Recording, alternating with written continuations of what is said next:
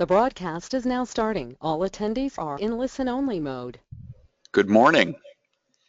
This is Lee Tobolewski. I'm in Washington with Penelope Kim.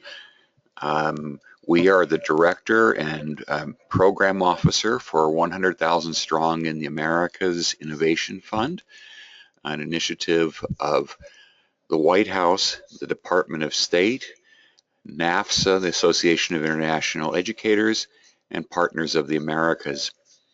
It's really a pleasure to have you all on the line today to talk about the great advances and the wonderful opportunities that we have open for higher education institutions in the Americas. I apologize if I sound like I'm a little bit lost today. I had forgotten that when I lived in Chile and Peru that one only drinks 2 pisco sours. We had a few more than that last night, so if I'm a little bit more confusing than normal, just bear with me. Penelope will straighten it out during her part of the session. I'm also glad to have my friend and sidekick in 100,000 Strong in the Americas, one of the strongest supporters of 100,000 Strong in the Americas, with us over in the Isla de Encanta. And we will be introducing our good friends in just a moment. But the important thing to start out with is that this is an initiative that started, was announced more than 3 years ago now, but we've made a lot of advances. It's a public-private partnership, and the only way it works is if higher education institutions, universities, and community colleges, tecnológicos, participate with us and bring us their A game, as they say in sports, bring us their best ideas, fully commit to an inter-American exchange, and we've seen that thus far. Let's see. So I've talked to you about who it is that are the major partners in this enterprise. But the partnership that's most important on there is not listed on the slide, and that's you. And we want to encourage you to participate even more fully. So let me give you a little overview of the initiative.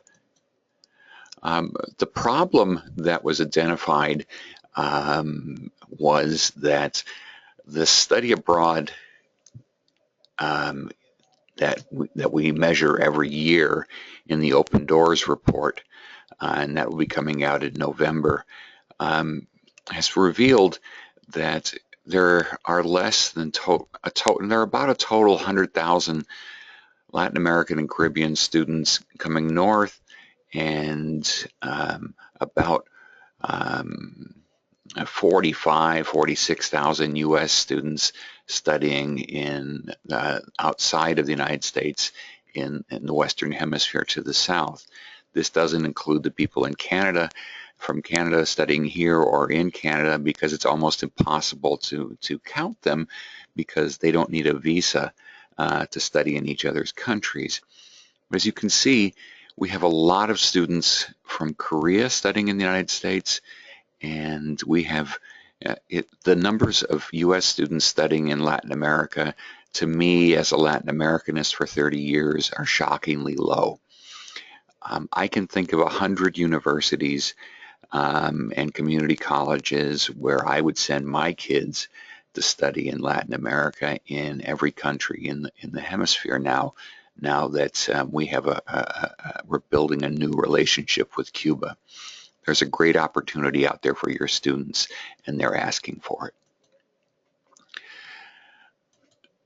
So here are the numbers. I'll pass by them quickly. Those are going to be updated, and we believe that we are making a measurable impact on the number of students that are moving back and forth. And the reason is that we are taking a different approach. The approach we're taking is the wholesale approach as opposed to the retail approach. And what do we mean by that? That means that we're not giving money to support individual scholarships. What we're doing is we are helping educational institutions address the barriers that they see to moving more students north to south and south to north. We are endorsing their creative ideas. They're not ideas that were made in San Juan or in Washington or in Buenos Aires. They're ideas that were made on university campuses. And that's the strength of 100,000 Strong. They build a proposal in response to a request for a proposal for specific rounds. And we're in our 9th round now. And they come together in partnership. It's not, as we Latin Americanists like to say, an older brother, younger brother kind of a partnership. In general, the partnerships that we have going are real strong bilateral partnerships among institutions. And that's what we're encouraging, because we don't believe that spending the money that the foundations and the corporations and the governments have generously given us, which is now exceeding $7 million, is best spent by us giving money to really wonderful individual students. Figuring out how to move students and who should go and what they should do is a question that's best answered by you. We believe very strongly in the value of the Fulbright program as the flagship of U.S. and inter-American study abroad. They do a wonderful job, but we believe that the appetite for study abroad is strong, and not a whole lot of spaces are available at what can be $20,000, $25,000, $30,000 a year for a full academic year of experience in one of our countries. So as I said, we have close to $7 million now that's been committed to the initiative. I thank Santander and ExxonMobil and a couple of other donors that have just committed within the last few weeks. We're going to be running well until 2020 with our initiative. And I want to thank CAF, the Development Bank of Latin America, that really has a hemispheric-wide vision of collaboration in economics and in social development for supporting our current round and indicating that they're going to be helping us with 2 more in the future. Freeport-McMoRan Copper and Gold Foundation has supported some of the most innovative work in engineering and collaboration that we've done in STEM. We're really proud of that program. Coca-Cola, it's so wonderful that Coca-Cola has focused our attention on health, particularly health and obesity. I'm a recovering diabetic, and I really am so happy when we have students from Mexico coming to the United States to work with Mexican migrants in Virginia to help them have the kind of diet and program of exercise and bring students from Mexico for their volunteer service to work with other Mexican students. This is so cool. I'm really proud of the examples of the programs. Sempra Energy, the energy company of Chile, Peru, and Southern California, their round is coming up. Campus Puerto Rico, its round is open.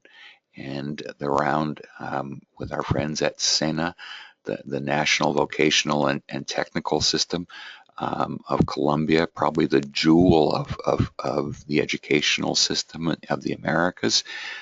We're very proud that they're supporting us, and thanks to the Ford Foundation for paying for our salaries. I like living indoors under a roof, and God bless the Ford Foundation for helping us do that. The money that these corporations and foundations have given us, we grant through. It doesn't sit here and pay for my Pisco. I wish it would, but that's not the way these things work. So our partnerships have changed everything. This is really a partnership, and you can see on the screen, this is the White House. The President and the Assistant Secretary of State for the Western Hemisphere, Roberta Jacobson, are joined with some wonderful corporate leaders, and with the two main leaders in the partnership, Marlene Johnson and Steve Vetter, from NAFSA and Partners of the Americas in particular. We have so many good people in our embassies, in Latin American embassies here in Washington, at universities, who are driving this initiative. It wouldn't work with just one organization, and it wouldn't work with just one government agency. We've had such a great buy-in from so many. Here you see our friends from Coca-Cola celebrating with us in Mexico. Mexico has written the highest percentage of successful proposals. And if you go to our website, www.100kstrongamericas.org, and click on the button Educate, you'll see a button that will take you to a quick read of the programs and proposals and the institutions that have been winners thus far and continue to be winners. Thank you to Foundation Coca-Cola for helping us out. And partnership changes everything. As you know, because you're professionals in this field, a study abroad experience, even if it's 2 weeks, with a faculty-led study abroad program, has the ability to change people's lives forever. And we're hearing that constantly. One of the nicest things I get to do in my job is to meet with faculty and students who've been through programs that have been supported in part by 100,000 Strong in the Americas. And I can tell you it gives me such a great shot of energy to sit with students at North Carolina State in their crop sciences program and talk to them about what they learned and the contacts they made in Costa Rica. It makes me proud, and it makes me feel good getting up, even with a hangover from too many Pisco Sours, to come into work and talk to you about it. We have wonderful friends at U.S. embassies. Here you can see our colleagues from Colombia, and from SENA, and from community colleges. The woman that's in the center happens to be the representative of Alamo Community Colleges in Texas. We took 14 community colleges with us to Colombia to visit with potential partners, and we did speed dating. I'm very happy that they're writing proposals, but there's room for more proposals. I want to encourage you. We are going to get to the slide about SENA shortly, but I want to encourage you to join our team. President and a number of leaders in the hemisphere joined us at the Summit of the Americas. He took time out of his schedule to talk about how this is so important to him, and we've just received a letter from him congratulating the 100,000 Strong in the Americas team for its leadership.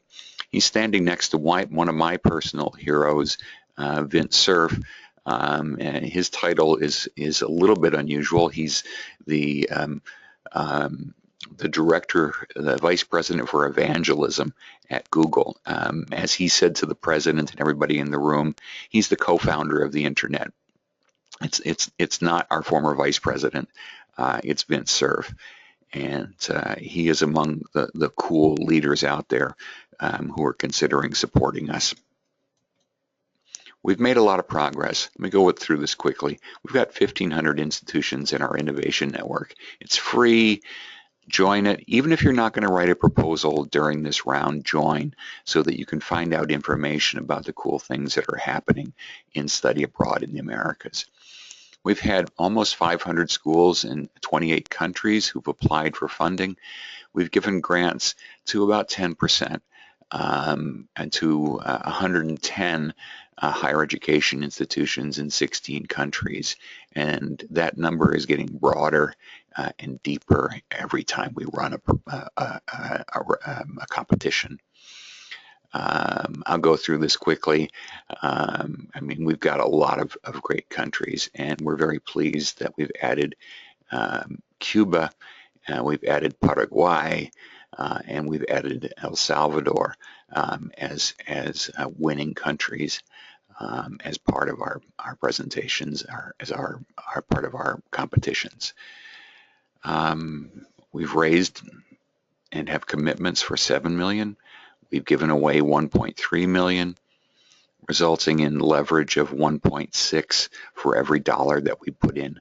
So that means that our partners in the institutions, their foundations, the companies they know, their institutions are helping by putting in about $1.60 for every dollar that they're receiving from us, which is pretty incredible. It's changed over time depending on the round. You know, some rounds, like our first round, were capacity building rounds dedicated to helping Latin American institutions start and grow their study abroad programs. Our most recent round, we had a leverage of more than $3 for every dollar that we put in. It's really an opportunity for universities to show that they have a strong commitment to this process. And part of the thing that we do with the Innovation Grant is help you bring your administration and your faculty colleagues on board. And it's an important part of how we judge, and we show that there's been systemic change throughout the process.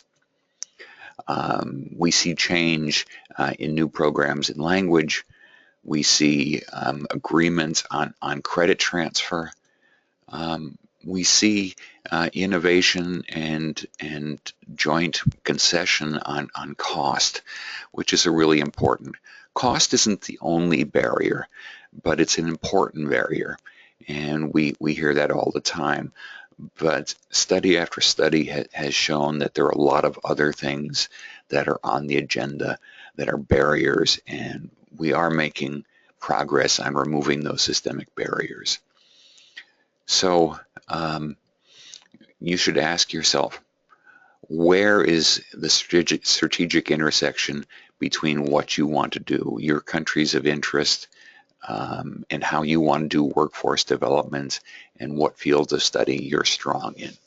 Because our requests for proposals typically are different, but also typically we run them year after year. So if you don't win in this particular round, take heart that you've got a good partner, and you may be able to find resources to implement that project even if you didn't win our very competitive rounds. And you can improve your proposal by talking to Penelope and to myself and getting debriefed afterwards. We really love giving debriefings. So the competitions, you know, we're running them well into the future. We've got 3 of them open now, and you're going to hear about Campus Puerto Rico in particular today, and I'm going to tell you a little bit about SENACAF and Exxon. We are now, are we at the point where we invite, no, we do a couple more slides. Okay, I just want to mention that Campus Puerto Rico round is open now, and is open to all Puerto Rican institutions and all institutions in the Americas that are not in the United States. The idea is that Campus Puerto Rico is a wonderful opportunity to get an education that is certified as high quality by the accreditation system that we share here in the United States, but for perhaps 1/6 the cost. And the transition is really very, very easy for students who want to learn English, who want to study in English, but also want to live in a Latin American culture. Puerto Rico has it all. It's open to all fields of studies, and it's closing soon, September 30th. Tech Challenge is what we call the SENA Community College round. There are various themes: innovation, research, languages, and differentiation. Just quickly, differentiation means helping students that have different ways of learning, that have different challenges in learning, helping serve their needs. Something that we're announcing today is that we're going to keep that competition open another 2 weeks until October 29th. And why? Because many community colleges are not familiar with working in Colombia. They don't have partners at SENA, and this is something that is absolutely new for SENA. We visited with our group of U.S. community colleges. I must say we were impressed with the quality of the faculty, the students, the facilities in Colombia, and how much fun it is to visit Colombia. Colombia is not the Colombia that you remember from reading the news. It is a safe place. My wife's family lives there. I definitely look like a gringo. I have had a lot of fun, and I've felt very safe. And to those people who worry about students who break a fingernail while they're traveling abroad and consider that to be high risk for their institutions, let me say, come on. This is a great opportunity. There are a lot of students in Colombia that want to come to your institution. SENA is supporting them. We're putting more money behind this than our typical program. The awards are $40,000. If you have problems with your institution talking about safety and student welfare and quality of life, let us talk to them. Our friends at the State Department would be glad to talk to them. Our friends at the educational institutions in Colombia, and we have partnerships with a number that have been very successful with their 100,000 strong grants. But I do want to underline that the competition is now going to close on October 29th, so there are 2 more weeks. Let's see, what comes up next, Penelope? ExxonMobil. ExxonMobil is a focused competition with themes in engineering, physics, geology, and geophysics. The competition closes October 2nd, and it's limited to U.S. institutions and institutions from Argentina, Brazil, Colombia, Guyana, which is new this year, Mexico, and of course the U.S. They don't need to be engineering schools. They don't need to be huge research institutions. Community colleges can participate as well. What we're interested in is the kind of proposals that are innovative and address in a cool way engineering, physics, geology, and geophysics. And a lot of things can be put into those boxes. So I think now, before we move on to our special guest, I'm going to turn the presentation over to Penelope Kim. Actually, no, I'm not. Penelope, who are we turning over to now? I see that Luz is on the line, but I suspect that's Alexis Morales. Is that right? Penelope, talk. Yes, okay. So we will be turning over the presentation to um, Alexis, who will be talking a little bit more about Campus Puerto Rico. He is the undersecretary. Am I still muted or am I unmuted? I'm, Alexis is a true believer. He's got game. You may have heard that there are some economic challenges in Puerto Rico, but the government of Puerto Rico has stepped up and recognizes education and educational diplomacy as a source of employment and a way of investing in the future of the people on the island. And we are finding a great deal of strong positive response from potential partners outside of Puerto Rico. Alexis is a really great friend and a great colleague, and I just want to thank him and welcome him here today.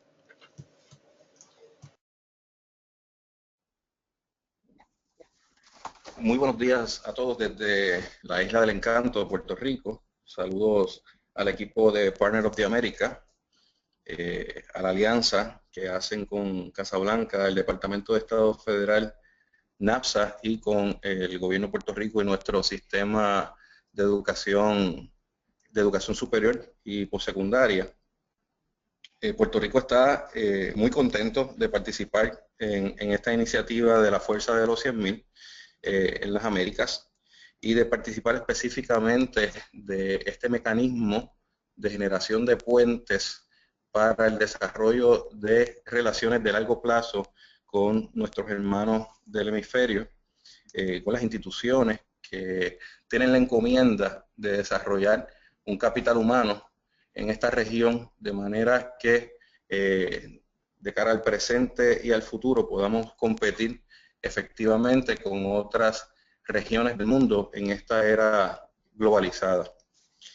Puerto Rico, como ustedes saben, es una jurisdicción que tiene una relación política con los Estados Unidos, somos parte de Estados Unidos, tenemos sus mismos estándares en términos de educación, pero además eso no deja a un lado que somos caribeños y latinoamericanos, que somos hispanoparlantes y que tenemos un contexto de habla bilingüe por nuestra relación con esta gran nación.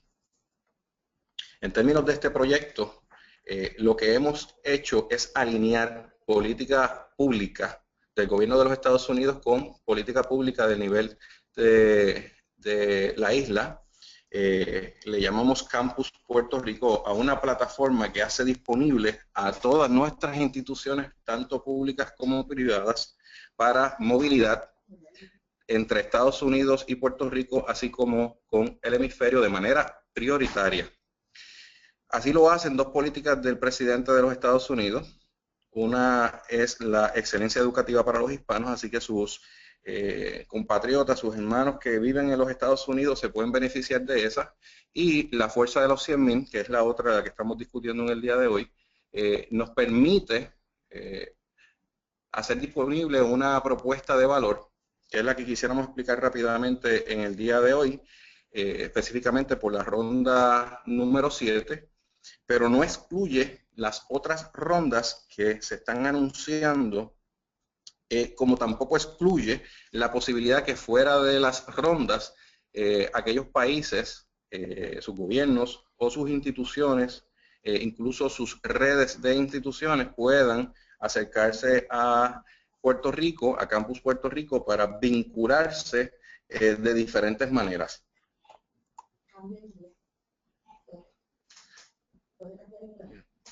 This opportunity is already blessed by the Secretary of State, John Kerry. He presented Campus Puerto Rico in the Summit of the Chancellors at the encounters in Panama. He was showing Puerto Rico as academic destination, explaining that our universities are ready to welcome Latin American and Caribbean students to an American educational experience. Today we want to explain why Puerto Rico is more than a tropical island. In this slideshow, we are showing half of our brandings in terms of academic institutions. We have an academic offerings provided by 54 institutions that already have campuses around the island. There is about 105 doctoral programs, more than 700 master degrees, and more than 1,000 bachelor's 4 to 5 years academic degree programs, and so on.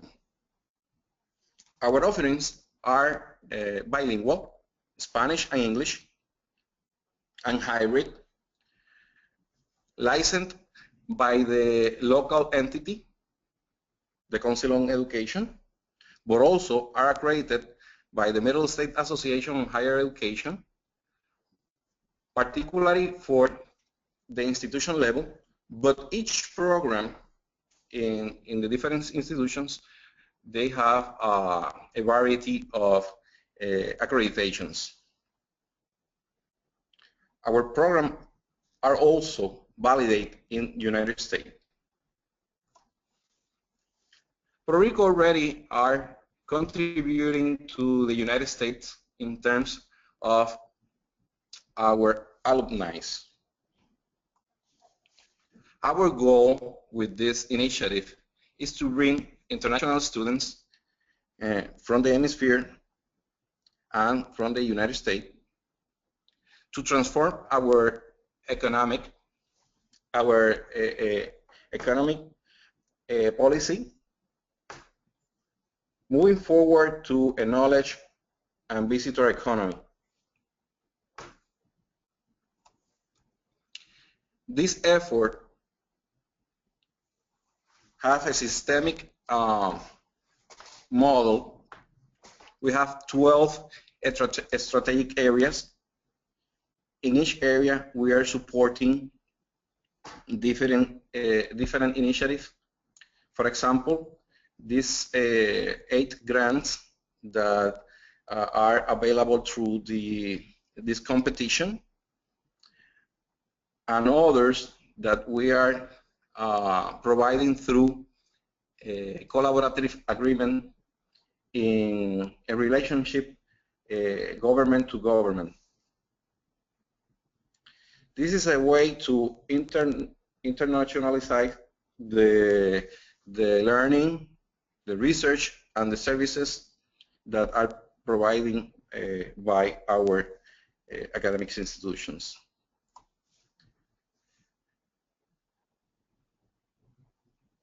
This is as I mentioned, this is a systemic model with alliances internally in the hemisphere and at the federal level. That also includes ONGs. This is the call to action through Partners of the America, but also through HACU, which is an entity that integrates Hispanic institutions in the United States and Puerto Rico. We are making available our programs to those students that need it. We have already a website, campuspuertorico.pr.gov.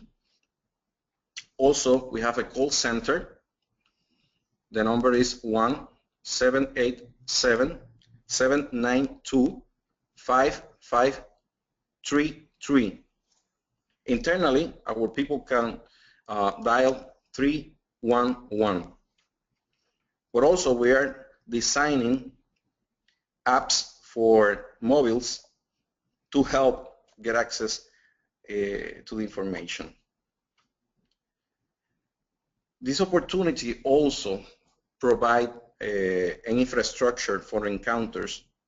This is an example. We are going to host Virtual Educa International Encounter in Puerto Rico on June 2016, so you are invited. Please consider Puerto Rico as a platform, not for transactional relationships, but also for a long-term relationships. We are creating a welcome society for those that needs to get access to higher education. This is our contact information. We are going to make available this presentation in Spanish and English. We know some of you need it like that. But also, if you need more information, we are available to provide it through this email, which is escueladiplomática@estado.pr.gov. I am the Adjunct Secretary of State in charge of the Academic Diplomacy Public Policy. And through Partners of the America, you can ask for more information as well. Thank you for the opportunity, and please don't forget to visit us and be part of this effort. Thank you. Have a nice day. Okay, I want to thank you, Alexis. You're a rock star. I had a chance to visit with Alexis and Luzarray and the Secretary of State. Penelope and I spoke to almost 100 institutions. There was an incredible motivation on the island to support this initiative, which is public and private. This isn't driven just by Alexis, although he is a rock star. He and the Secretary of State probably could do that, but this is really an initiative that all of the universities have come forward to do. There's good collaboration. It's not, as I've seen in the past, because I love Puerto Rico and have been watching their system with a great deal of interest. It's not one against another. It's one for all. And I just want to thank Alexis again for his vision in putting this together, and for the Secretary of State of Puerto Rico for his trust in our program. I want to tell you a little bit about about the program with SENA, the community colleges of Colombia. They have as many programs in as many areas as I think that a comprehensive institution of training can have. We visited with people in welding. We visited with the national program to train baristas. We visited with programs in English. We visited with programs in mechanization and process control of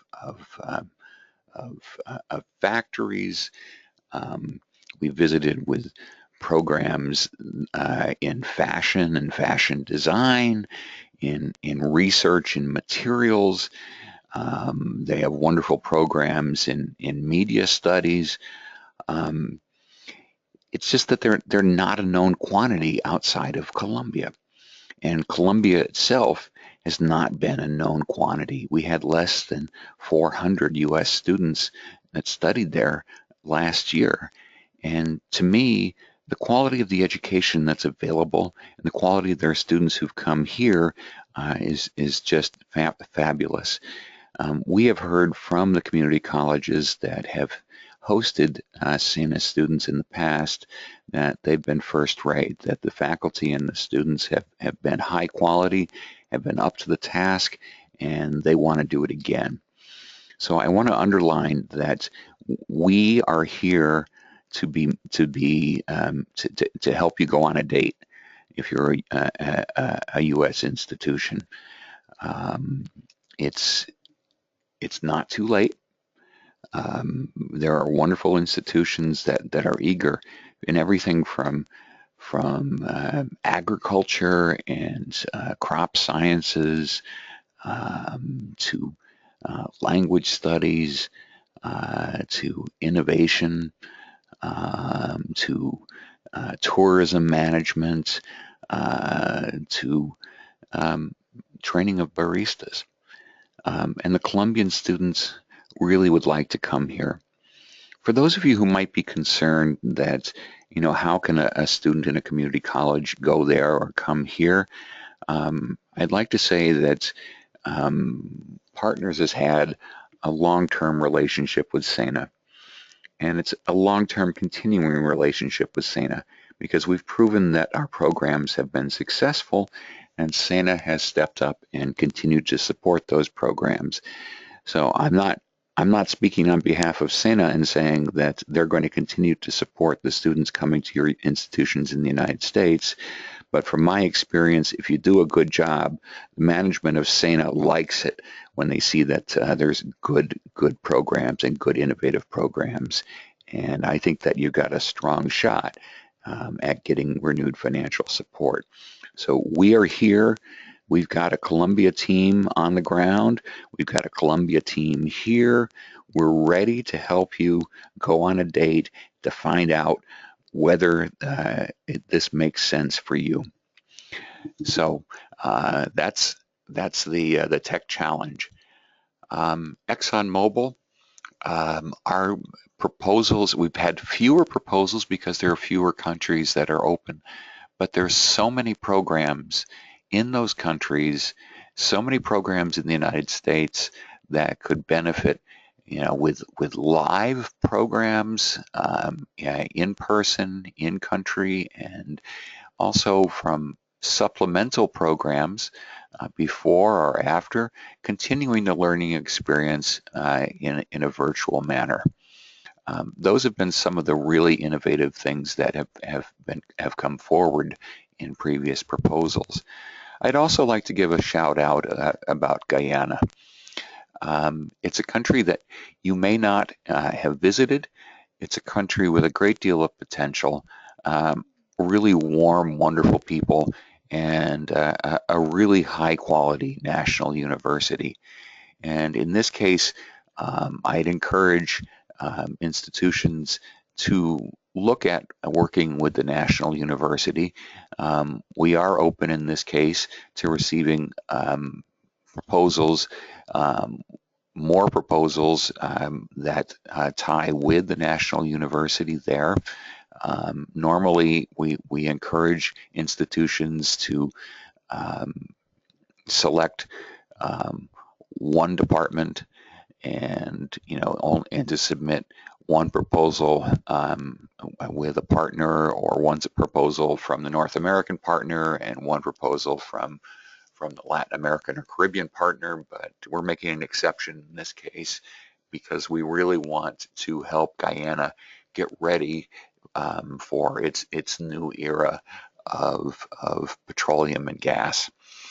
And we think that it's going to be great. We here at Partners of the Americas have done a lot of work in Guyana with our Farmer to Farmer program, and we find that it's a fun and interesting place to work. Speaking of fun and interesting, I'm going to turn this over to Penelope Kim, our really wonderful program officer here. She was in the Peace Corps in Costa Rica. She's a true internationalist and one hell of a fun person to work with for our grantees, for the people who are applying, and for all of our partners. Penelope, come on down.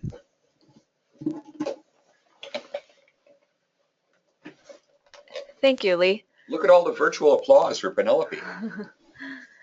Hi, everyone. So I am the program officer for the 100,000 Strong Innovation Fund. So what I'll be sharing with you for the next few minutes is are just a few tips and advice that we've kind of gathered from working with past and current institutional winners. And we hope that this will help you as you work on the proposal. Just a reminder, the deadline for the Campus Puerto Rico competition and ExxonMobil competition is in 2 weeks. So we hope these tips aren't too late, but and also as Lee mentioned, the SENA CAF competition that's been extended 2 weeks, so there is a 1 month left for you to really work on the proposal and hone down the details. So one of the important thing about those that are either new to 100,000 Strong in the Americas is to join the Innovation Network. We mention that all the time. That is the best way to receive information about the initiative. We receive a lot of questions from people who go on our site and can't seem to find the information. The best way is to sign up for the Innovation Network. You not just provide us with an email where we send out when we send out messages, opportunities about the initiative, but now we have a platform for the group, which I'll talk about right after this. But when you go to our website, the website is at the bottom of every slide of this presentation. You enter the website, and as Lee has mentioned earlier, you click on Educators, which is at the, you'll see 3 circles at the bottom, and one of them is for educators. So click on that, and it will lead you to another page where there's a Join the Innovation Network button. It's a rectangular button. Just click on that. It will lead you to the registration page of the Innovation Network. Other buttons that you will see on the website is the Apply for a Grant, which will lead you to the RFPs, as we call it, or Request for Proposals. The Request for Proposals is a detailed document that has, a little bit of history of 100,000 Strong, as well as the donors for that round, and more importantly, how to format your proposal, what we are looking for in terms of, the design and budget and all the other details in terms that are specific to that round. So RFPs can be accessed through the Apply for the Grant button.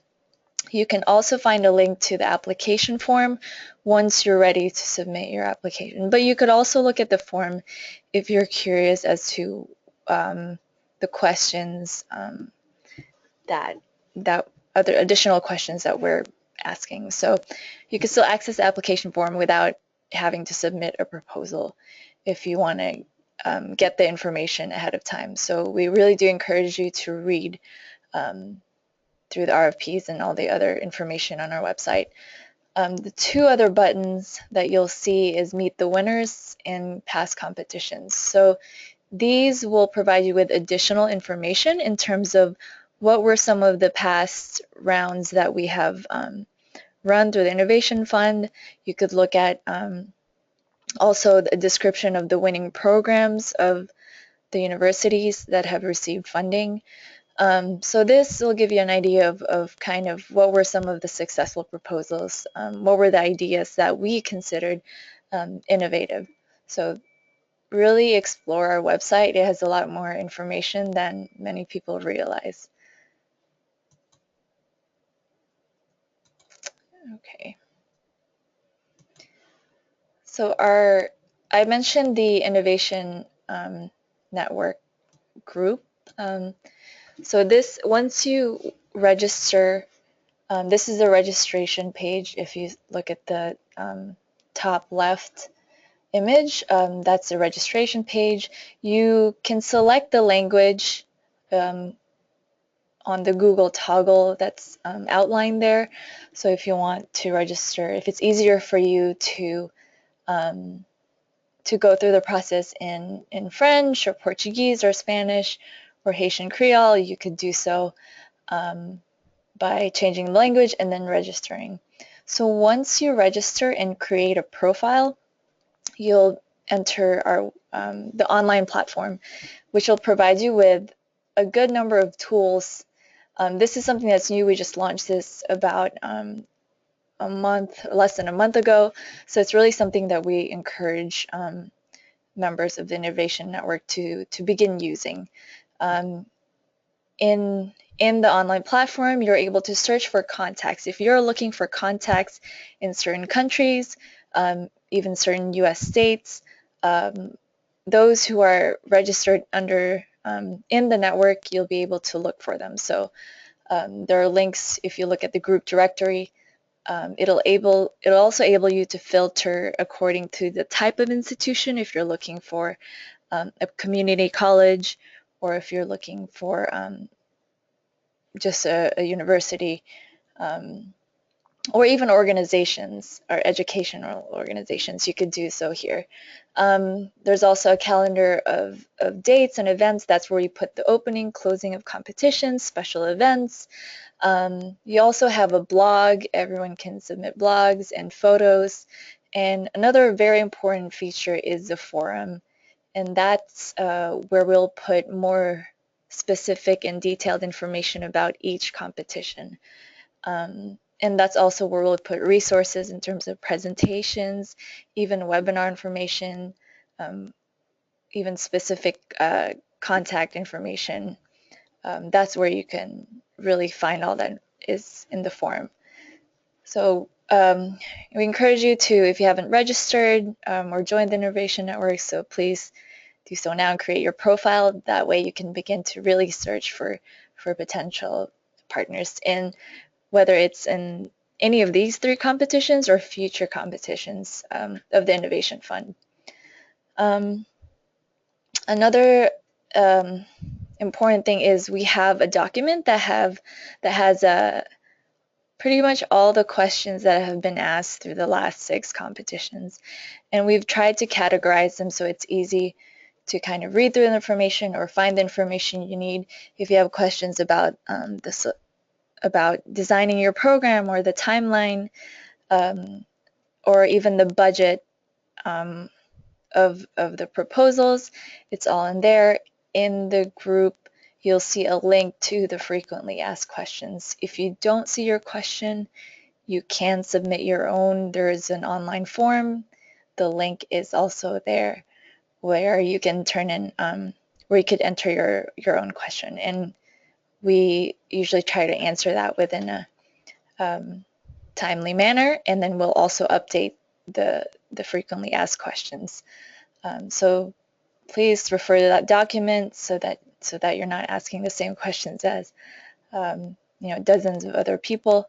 It's a very helpful document, especially those that are new to the Innovation Fund.